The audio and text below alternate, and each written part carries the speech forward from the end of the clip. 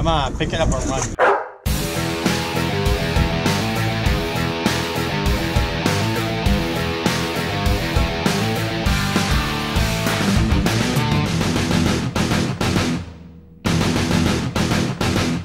Alright, we're out here. Today's episode. We're gonna try to put something together for you. You know how hard it is right now? The wind's blowing from the northeast like a bass right now. Our plan is to go out and troll the middle grounds because it was only calling for what? What was it calling for? 4 to 6. 4 to 6. Wrong. Yeah. So we're in the lee of Crane Neck here, and we still got rollers coming in. So we hit a piece. On the way out, we saw some bunker. Snagged a couple. As a matter of fact, let's go to some footage right now and snag us a bunker.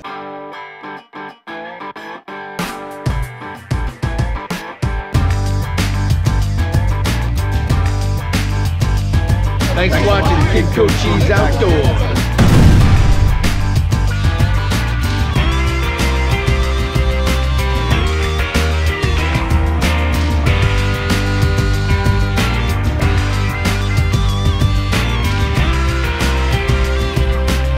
Alright, so you guys get it, right? Same old thing. You're gonna cast past that pod, get your stance right, say hello with that rod tip right at it, and blast them away, alright? That's what it is. Feel a little tight hit, boom, say hello, set them up. You got it, right? Check this last one out, though. Looks like a hook into a wildebeest. What? Alright, guess at least made a mooch. Let's get back on that boat, see what's going on. Alright, so now guys on this right now, I can feel him eating fish on this one too. That guy just got picked up. So we're into some fish right now.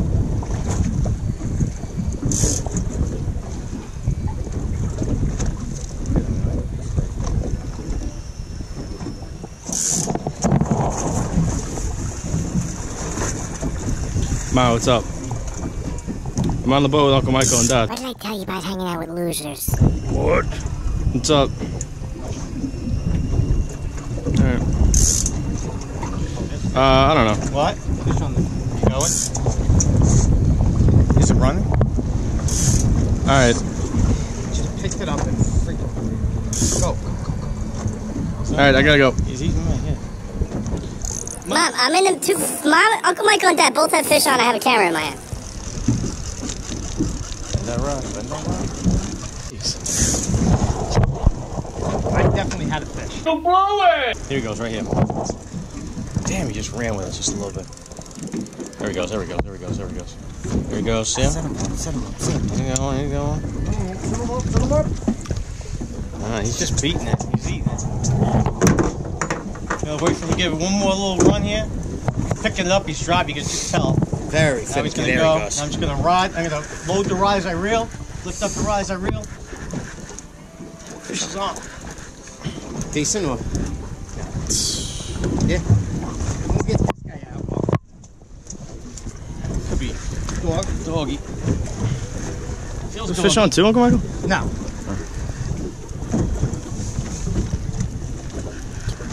It's got to be a dog. He feels he's wrapped up in the freaking leader. Really?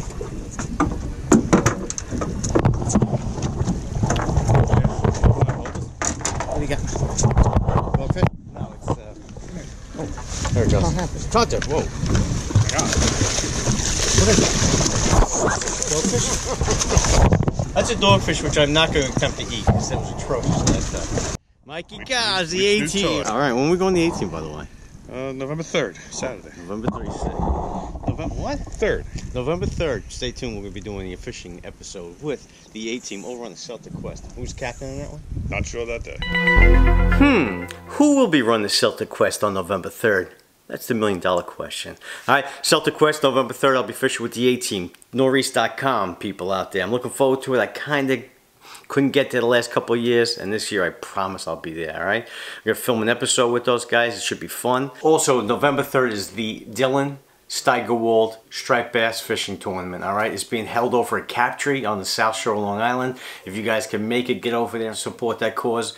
Dylan was a young man who died tragically at a young age, and our prayers go out to his family. I wish I can go out there and personally support it, but I will be out on the Celtic Quest on November 3rd fishing with the A-Team, all right? But whoever is not doing that, please go over there and contact Matt. His contact information is right on the right below here. Give him a holler, join up, support the fishing community, and support Dylan's family and friends on November 3rd. I think he got to register sometime in October. You guys read this stuff right there, all right? Again, our prayers go out to Dylan, his family, and his friends. Please, if you have a moment, go out there. Go out there and fish that tournament. It should be a lot of fun. I wish I was there. All right, so let's get back. We're going to talk about wind and tide. Basically what we're doing now, it's tough out here. I always say that though. It sounds like I'm complaining constantly, but North Shore of Long Island's been real difficult this year. Alright, so basically what we did is we got some fresh bunker.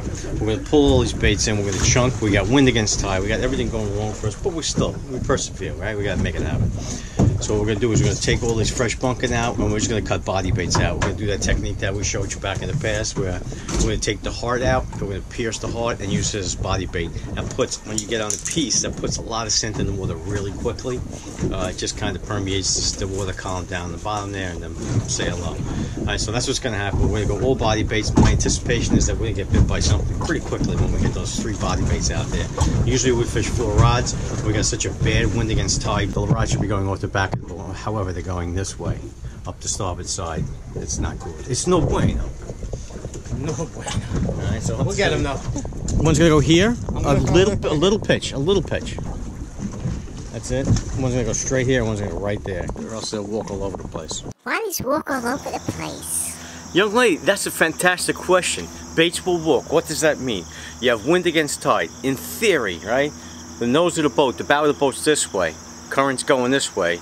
In theory, all the rods should go this way, right? All the rods should be out the back of the boat in true fashion, where they're going with the current. However, when the wind is howling from one direction and the current's going the other way, it's a mess, all right? It's called wind against tide. I've spoken about this many times on the channel. But what happens is, the boat now is being manipulated by the wind and is swinging side to side. The current is always true and strong with baits, all right? So what happens is baits will have a tendency to walk. As the boat gets swung a little bit with the wind direction change, the bait's going to drag and pull. It's going to be a mess down there. So what you want to do with a wind against tide technique is keep those baits real close to the boat. Usually you'll see me whale those things out towards the piece I'm fishing. It's not that easy when it comes to wind and tide. Can you catch fish doing it? Heck yeah, you can, all right? You have to adapt to the conditions, all right? So wind against tide, my point is that the current is going to manipulate where those rods want to go. So if it's going to be the port side or the starboard side, that's what it's going to be. In this video, it's the starboard side. What we did is we kept those baits real close to the boat so they didn't have the tendency to walk too far. So that's what I mean by walking baits. You don't want baits to walk on you, and they're going to walk on you. Trust me, when you got a wind howling like that, it's going to be pushing you side to side. It's going to just swing the boat like this. It's no bueno, but it's still fishable. You can still have a couple of laughs out there, and you can still catch a couple of fish, all right? What we catch today? What we caught was dogfish. I'm telling you. The chubby kid catches fish. I'm not the best fisherman. I say that all the time. But for some reason, bluefish have not moved into Long Island Sound. Bass are in the witness protection program. I talk to everybody out there. Nobody's catching fish. And, you know, like I said, I'm not the finest freaking fisherman in the world. But I do catch a lot of fish. And for some reason, the North Shore is dead as Kelsey's you know what. And that's the way it is though. You go out there and you tackle dogfish. It's still fun. It gives you a lot of, it really does, believe it or not though, that dogfish fishing gives you a lot of practice on catching real striped bass. Alright, so as the next season progresses, you're going to do the same techniques to catch those fish. So that's what I'm talking about. Oh boy, here goes another one. Here goes another one. There you go.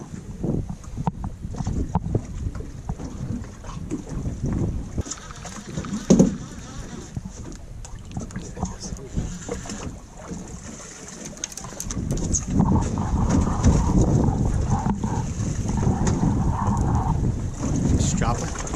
Just drop it. What? An albacore, that's what they are.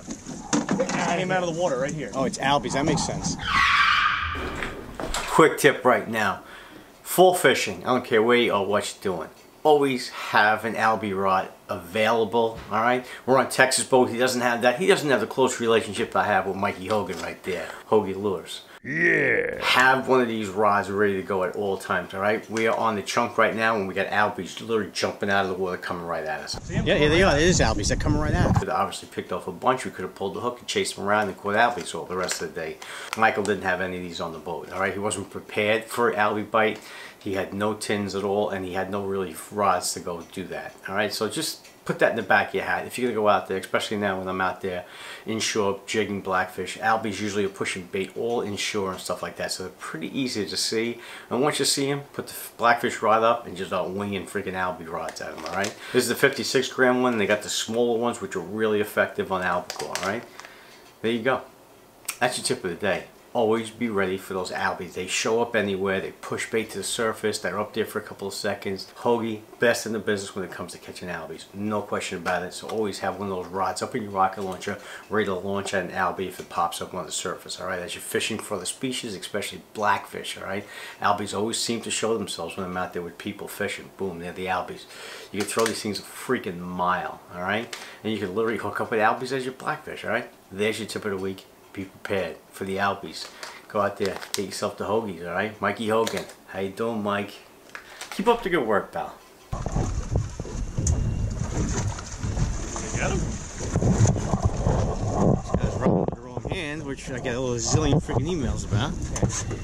Can't be seen. Dog. What's that? Dog.